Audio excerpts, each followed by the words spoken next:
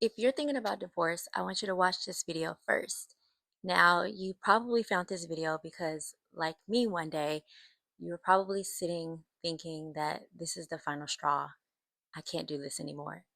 And then you found yourself either scrolling on your phone or your desktop, laptop, or Googling how to file for divorce, how to know when it's over. And then you found yourself on YouTube searching the same things, and then this video popped up. I want you to know that you're in a safe space and that I get it. And I'm hoping that as you watch this video, you'll get what you need. Um, Maybe not to make the final decision, but to feel safe enough to feel whatever it is you feel. And then be encouraged that whatever the decision is that you make is the right one for you. So let's go ahead and jump right into it. I've spent most of my life pouring into women, building mentoring and leadership programs for girls who needed someone to believe in them, writing books for women to remind them of who they are, creating rooms where women in need could feel seen and cared for, building a space where wives could breathe and just be. Serving women has always been a part of who I am. And then life got rough, and I mean really rough. The last few years were filled with divorce, becoming a single mom, moving across the country, ending a career, losing friends, being misunderstood, and a lot of other things. I felt so alone sometimes. But here's what I learned in the middle of all of it. God doesn't leave you. Your purpose doesn't leave you.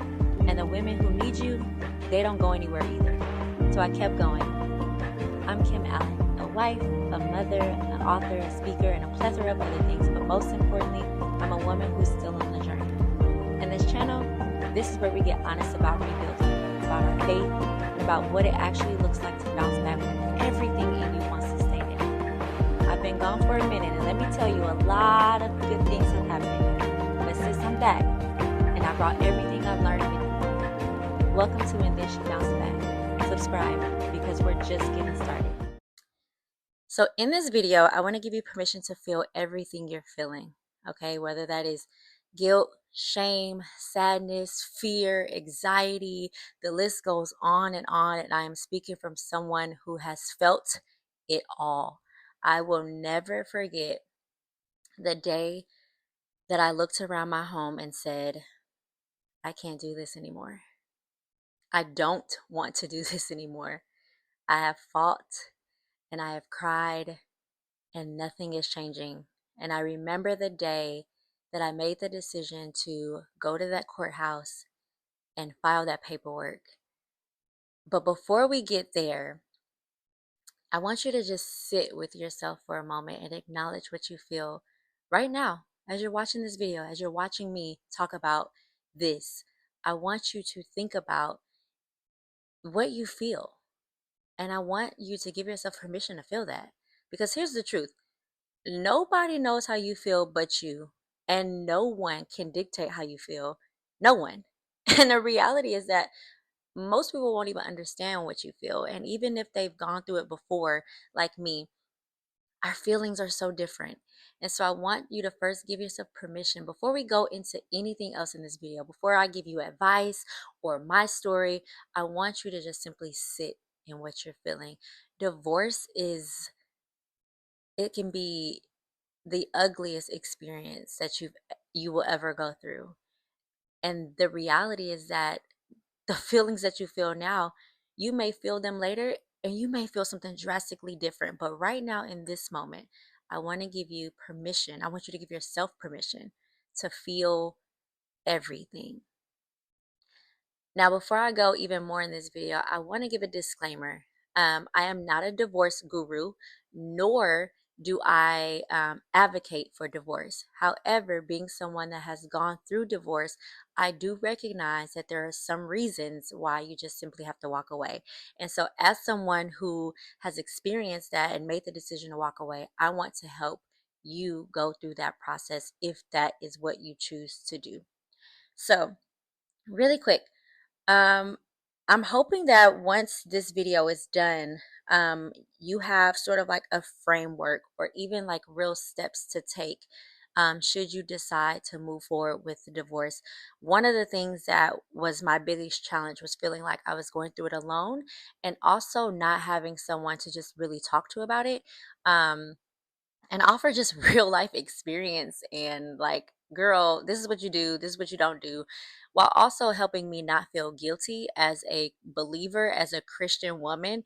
Um, because people will make you feel like you didn't pray enough, you didn't fast enough, and you didn't get on your knees enough for your marriage and all the things. And so I want to make sure that I don't make you feel like that. And I want to make sure you know that you're not alone, if you have felt like that in the past. And so my hope is that you get permission to feel everything you feel, but that you also get tangible things that you can do while going through this process or making this decision. So, first things first, we acknowledge what we feel. And now I want you to be clear before you make any decisions. And I'm going to look at my notes because I don't want to miss anything. I have a lot of stuff that I want to give you, and I don't want to miss anything.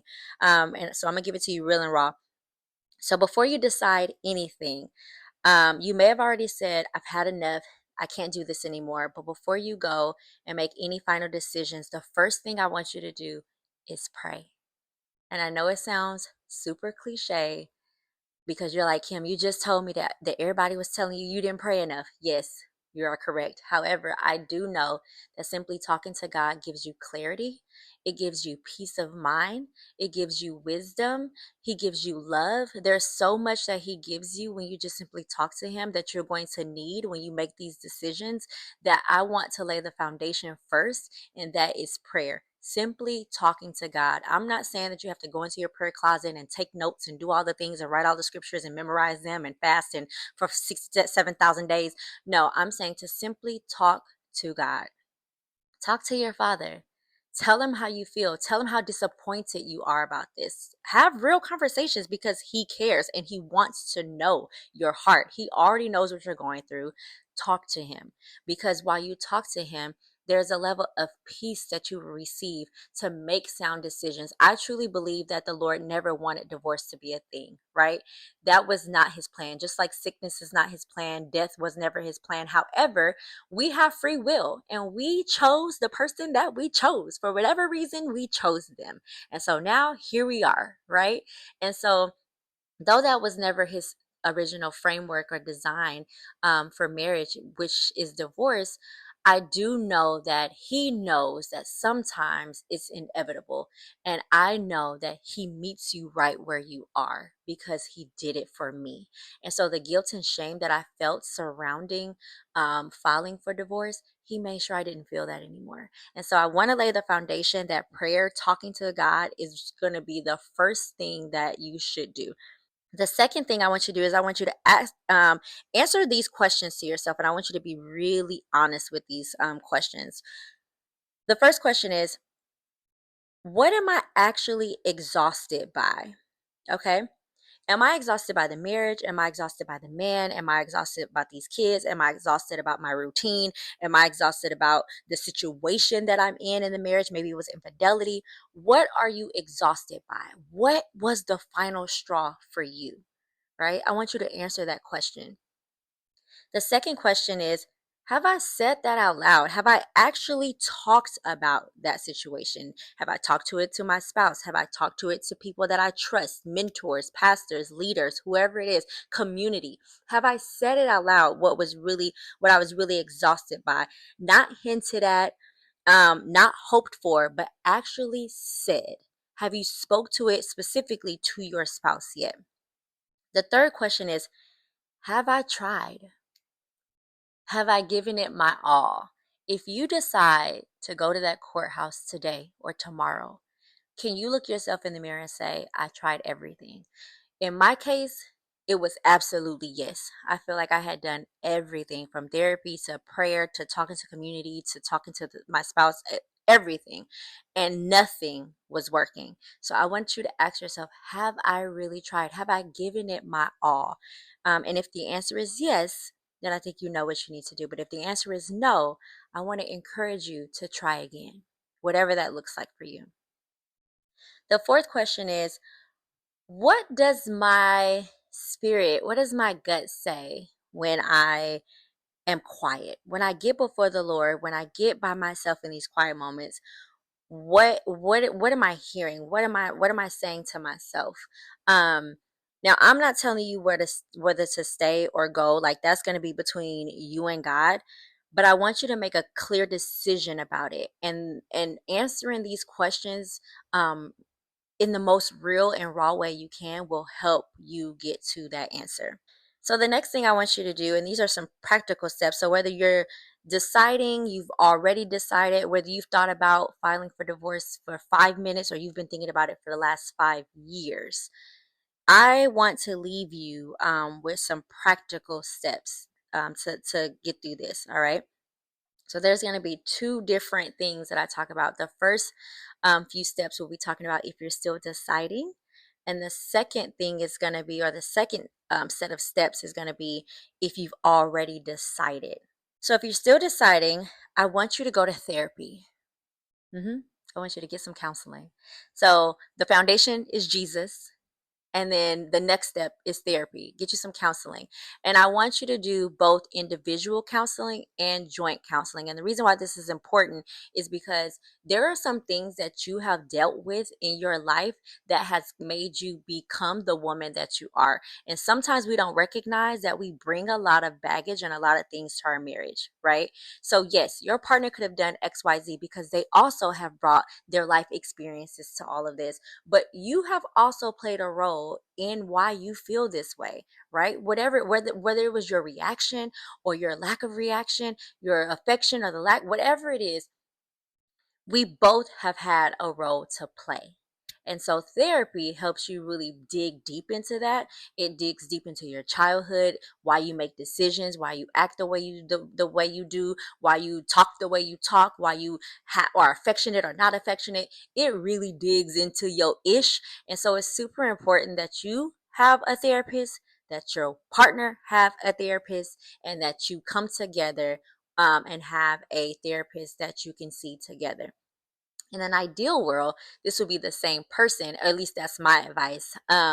Because what happens is they can see both perspectives. They can see your life, they can see your spouse's life, and then they can see what is happening in this marriage, right? And then give you tangible tools and all that stuff. But if that's not how that works out, I still want to encourage you to get some form of therapy. Now, here's the thing, you may be open to that, but your partner may not be open to therapy. And I will say that that may be a big red flag because anybody who truly wants their marriage to work is going to do everything they can to make it work. And therapy is something that should be a no brainer. If you were not already in therapy throughout your marriage, which now that I'm remarried, that is a non negotiable, is to have some therapy ongoing, not just when things are bad. I want to highly suggest that you guys both do therapy. If that person is saying that that's not what they want, it that may be a breaking point for you guys. But if they're on board, I want to encourage you both to have your own separate therapist, and then to have a marriage therapist for or therapist for both of you guys for your marriage. The second thing I want you to do is create a trusted inner circle. And that may be hard because here's the thing, when you are married, especially if you're married for a long time, you begin to build friends, a community with each other. And so to try and find people that you can trust and you can be open and honest with, that aren't biased, that aren't your friend and his friend and don't want to, it's hard. However, it's super important that you find at least one or two people that you could talk through this with, because it's going to get hard no matter what you decide. If you decide to stay, it's going to be hard because now you have to rebuild your marriage. If you decide to leave, it's going to be hard because now you have to rebuild your life without that partner. So it's important that you have someone in your corner that you can talk to, you can pray to, you can cry to, that they can pour into. It's important. So whether that is a friend or a mentor or a pastor or someone within your community, I want to encourage you to find who your inner circle is. And this person is somebody who ain't gonna talk mess about you, but it's gonna give you the real, but also someone you could trust. So you don't have to worry about your business getting in the street. Okay.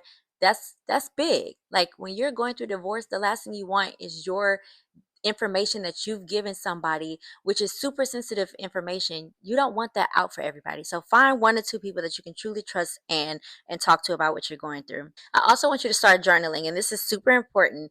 Not to document like what's happening in court or what's happening day to day, but simply just to record how you're feeling from day to day.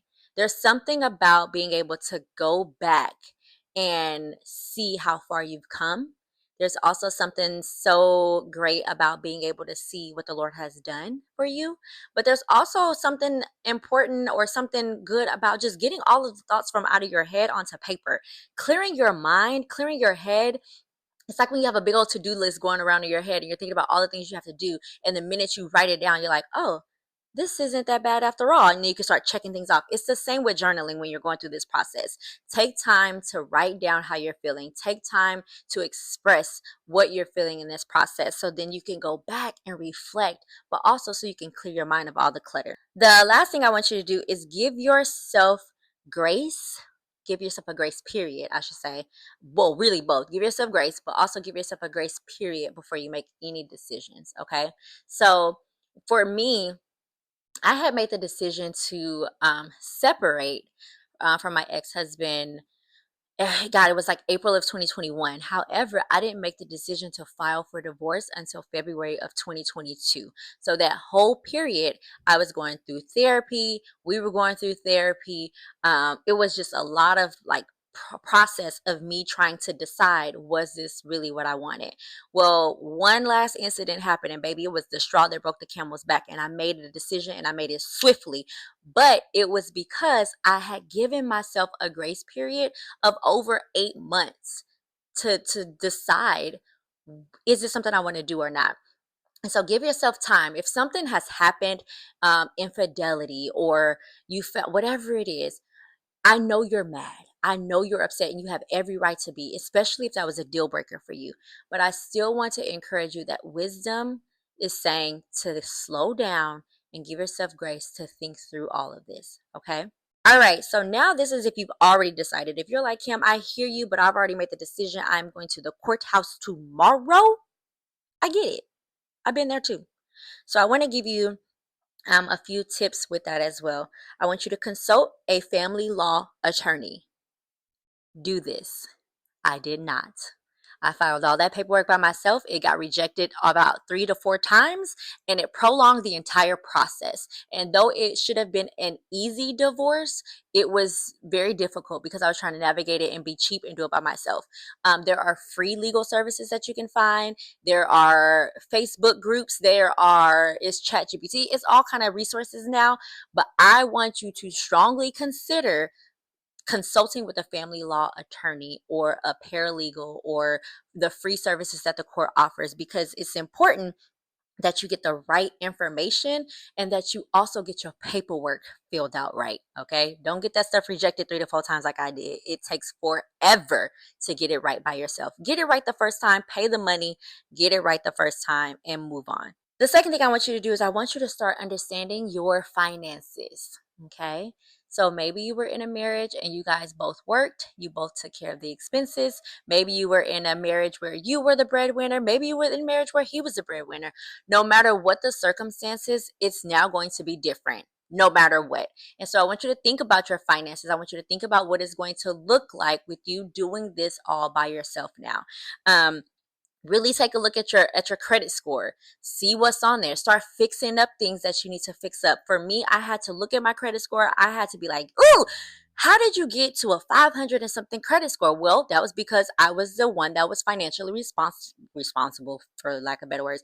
I was the one that was kind of the breadwinner in the marriage. And so I dealt with a lot of the financial burdens. And so I would do payday loans quickly. I would open up credit cards. I was not paying bills. I was robbing Peter to pay Paul. I was doing all kind of stuff to keep the marriage and our home and finances intact. And I wasn't making the greatest financial decisions. And so by the time I was getting ready to leave the marriage, my credit score was like a five something. Well, during the process of the divorce, I pulled up my credit score. I saw the things that was wrong. I saw who I owed. I started calling these people and telling them, can I make a payment plan? Long story short, I got my credit score all the way up to the 700s by the time my divorce was final. So if I did it, surely you can do it, but you have to tackle it. You have to look at it for what it is and make the decision to know where you stand financially. You're going to thank yourself for doing that. The next thing I want you to do is to identify a support system before you need it. So the same thing I told you to do the last time. And then I also want you to start protecting your mental and physical health now. So This is not the time for you to let yourself go. That's just the reality of it. This is not the time for you to start binge eating, not exercising, not doing what you're supposed to do. This is the moment that you really buckle down and protect your mind, protect your body, protect your spirit, because you're going to need that energy to do what you need to do. Okay. All right. So the last thing I want you to know before I close this video is I want you to speak to your future self. Okay. I want you to think about the woman you want to be after all this is over. So whether you decide to do this, follow through with the divorce, or you decide to stay in your marriage, what does your future self look like? Is she in this marriage happy? Is she divorced and free, able to restart her journey? What does that look like? I want you to start thinking about, what does your future self look like? This is not the end of your story. This is a beginning of a new chapter, no matter what the decision is. But I want you to really take a moment to think about, what does your future self look like? For me, I knew what I looked like in the moment, which was sad, depressed, filled with anxiety and worry and panic and uncertainty.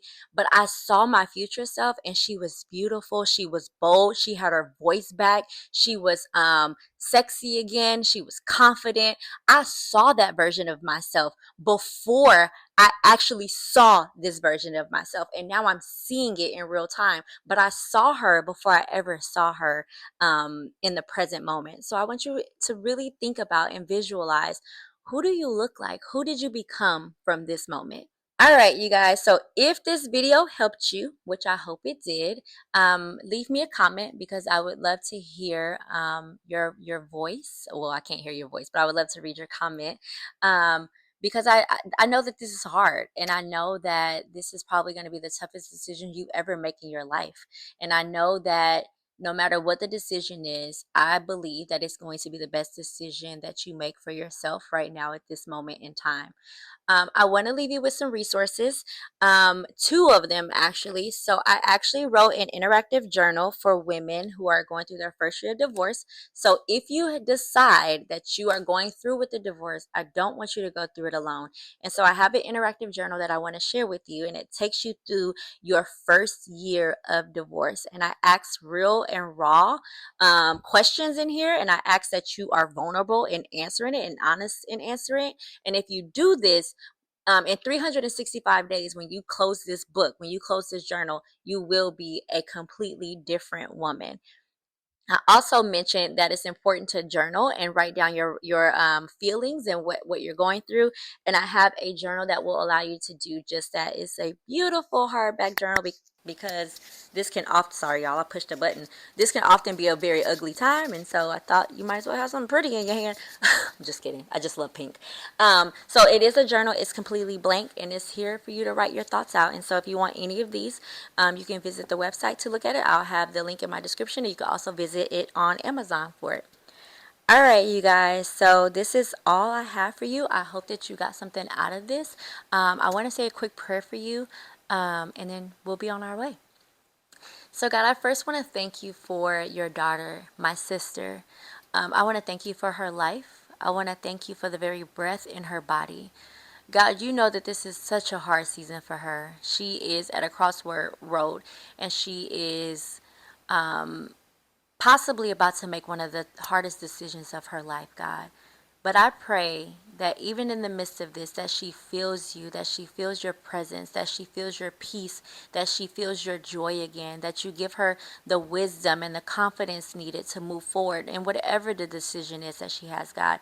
If she decides that she wants to remain in her marriage, God, I pray that you restore, that you renew, that you give her newfound love and respect for each other, Father. And if she decides to walk away, God, I pray that you give her the wisdom to do it so with grace. I pray that you give her favor to walk through the process, Heavenly Father. I pray that when depression starts to creep up, when sadness decides to creep up, when grief of what could have been or what she believes should have been, God, begins to creep in her mind, Father, I pray that you replace it with the peace of the Lord, Father. Shalom peace, the peace that goes beyond her understanding, God. I pray in the name of Jesus that you walk hand in hand with your daughter through this process. You were with her in the beginning and you'll be with her in the end. God, we thank you and we love you. Thank you for protecting my sister no matter what the outcome is. She will be on the other side of this and she will bounce back because she will have you as the foundation. So, God, we thank you and we honor you. In Jesus' name, amen. All right, love. Well, that's all I have for you. I pray that this video has helped you and I'll see you next time.